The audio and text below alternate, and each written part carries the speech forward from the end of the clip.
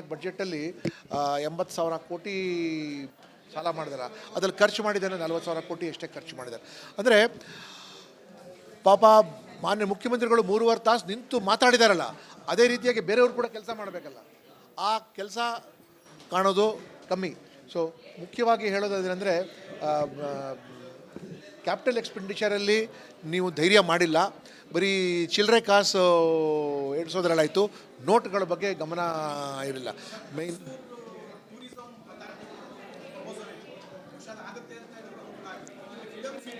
ಮೈಸೂರು ನಗರದಲ್ಲಿ 4 ಸ್ವಚ್ಛವಾಗಿರೋ ಮಹಿಳೆಯರಿಗೆ ಯೋಗ್ಯ ಹೋಗುವಂಥ ಶೌಚಾಲಯ ತೋರಿಸ್ಬಿಡ್ಲಿವೆ. That is the first test.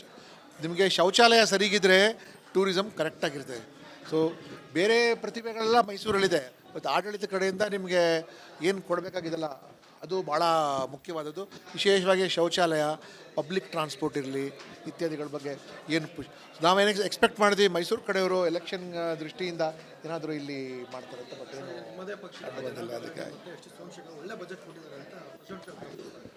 ಅವ್ರವ್ರ ವೈಯಕ್ತಿಕ ಅಭಿಪ್ರಾಯ ಅವ್ರು ಕೊಟ್ಟಿದ್ದಾರೆ. ಅವರು ನನ್ನ as A student of economics ನನ್ನ ಅಭಿಪ್ರಾಯ ನಾನು ನಿಮಗೆ ಕೊಡ್ತಾ ಇದ್ದೀನಿ. ಯಾಕೆಂದರೆ it is disappointing because first ಇವರು ಹಾಕಿರೋ ಬಡ್ಜೆಟ್ ಚಾಲೆಂಜಿಂಗ್ ಫಾರ್ ಅಡ್ಮಿನಿಸ್ಟ್ರೇಷನ್ ನಿಭಾಯಿಸೋಕ್ಕಾಗಲ್ಲ. ಎರಡನೇದು ಕ್ಯಾಪಿಟಲ್ ಎಕ್ಸ್ಪೆಂಡಿಚರಲ್ಲಿ ಏನು ಪ್ರಾಮಿಸ್ ತೋರಿಸ್ತಾರೆ. ಇನ್ನೂ ಆಕಾಂಕ್ಷಿ ಆಗಿಲ್ಲ, ಇನ್ನೂ ಆಕಾಂಕ್ಷಿ ಆಗಬೇಕು.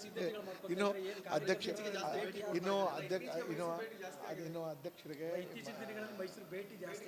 ಇಲ್ಲ. ಇವತ್ತು ಬೇರೆ ಬೇರೆ ಒಂದು ಕಾರ್ಯಕ್ರಮ, 2-3 ಕಾರ್ಯಕ್ರಮ ಇತ್ತು, ಬೆಳಗ್ಗಿಂದನೇ ಬೇರೆ ಬೇರೆ ಕಾರ್ಯಕ್ರಮಗಳಿದ್ದಲ್ಲಿಗೆ.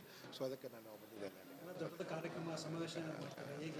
ಇನ್ನೂ ಸದ್ಯಕ್ಕೆ ಪ್ಲ್ಯಾನ್ ಮಾಡಿಲ್ಲ, ಮಾಡ್ತೀನಿ. ಇದಕ್ಕೆ ಮಾಡಿಬಿಟ್ಟು ಮಾಡೋದಿದೆ. ಕೆಲವರು ಏನಂತೀರಿ ನೀವು, ಕೆಳ ಹಂತದ ಗ್ರಾಸ್ ರೂಟ್ ನಾಯಕರು, ಕೆಲವು ಸಮುದಾಯದ ಮುಖಂಡರ ಜೊತೆ ಎಲ್ಲ ಮಾತನಾಡ್ತಾ ಇದ್ದೀನಿ.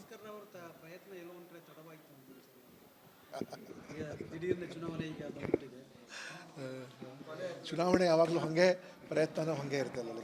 ಪ್ರಯತ್ನ ಇಲ್ಲ, ಎಲ್ಲದಕ್ಕೂ ಒಂದು ಸಮಯ ಅಂತ ಇದೇ ಇರುತ್ತೆ ಅಲ್ಲಿಗೆ, how to carry it out ಅಂತ ಹೋದೆ. ಬಟ್ ಪಕ್ಷ ದೊಡ್ಡದು, ಪಕ್ಷದ ತೀರ್ಮಾನಕ್ಕೆ ನಾವೆಲ್ಲರೂ ಬಿಟ್ಟಿರೋದು. ಆಕಾಂಕ್ಷಿಗಳೆಲ್ಲರೂ ಭಾಳ ಜನ ಆಗ್ಬೋದು, ಬಟ್ ಪಕ್ಷ ತಮ್ಮದೇ ಆದ ಒಂದು ವ್ಯವಸ್ಥೆ ಇದೆಯಲ್ಲ, ಆ ವ್ಯವಸ್ಥೆ ಮೂಲಕ ಪಕ್ಷ ತೀರ್ಮಾನ ಮಾಡುತ್ತೆ.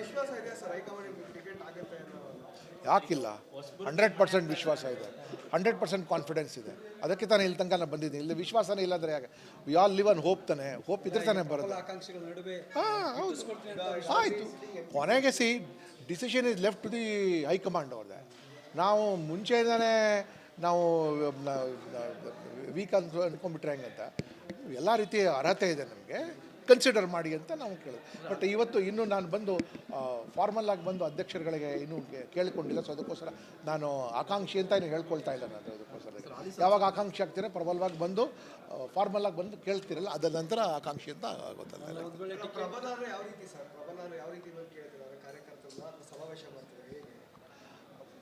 ಪ್ರಾರಂಭ ಆಗಲಿ, ಅದ ನಂತರ ಅದೊಂದು ಅದಕ್ಕೆ ಒಂದು ಸ್ಟೆಪ್ ಬೈ ಸ್ಟೆಪ್ ಇದೆ, ಏನು ಮಾಡಬೇಕು. ಅದಲ್ಲ, ಭಾಸ್ಕರ್ ರಾವ್ ಅವರಿಗೆ ಟಿಕೆಟ್ ಪರಿಗಣಿಸಬೇಕು ಅಂದರೆ ಯಾವ ಮಾನದಂಡದ ಮೇಲೆ?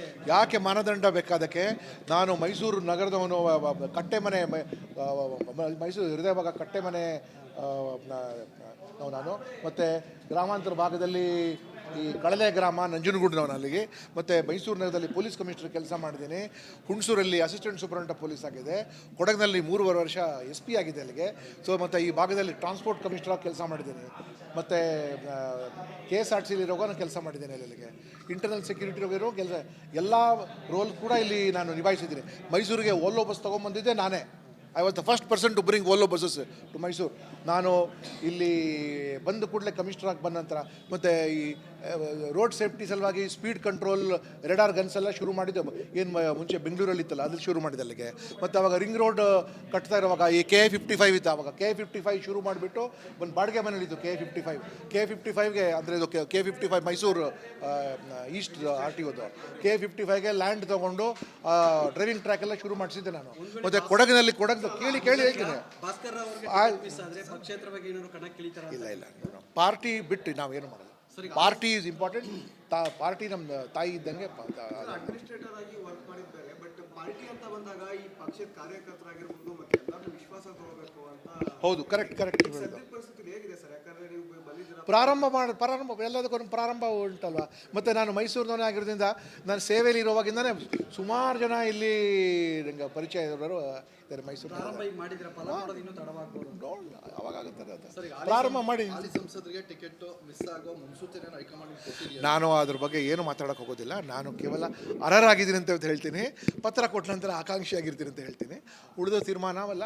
ಯಾಕೆಂದರೆ ನಾವು ಚುನಾವಣೆಗೆ ದುಡ್ಡು ಜಾತಿ ಒಂದೇ ಮುಖ್ಯ ಅಲ್ಲ. ಕಾರ್ಯಕರ್ತರ ಜೊತೆ ನಾವು ಯಾವ ರೀತಿ ರಿಲೇಷನ್ಶಿಪ್ ಇಟ್ಕೊಂಡಿದ್ದೀವಿ, ಕಾರ್ಯಕರ್ತರು ನಮಗೆ ಬರಮಾಡ್ಕೊಂಡ್ರೇ ಮತ್ತು ಈ ನಾಡಿನ ಜನ ಬರಮಾಡ್ಕೊಂಡ್ರೇ ಆಗುತ್ತೆ ಹೊರತು ಸುಮ್ಮನೆ ನಮ್ಮ ಹತ್ರ ಜಾತಿ ಇದೆ ಟೈಮ್ ಗಡುವು ಕಡಿಮೆ ಆಯಿತು ಅಂತ ಅನಿಸ್ತಾ ಇಲ್ವಾ ಸರ್?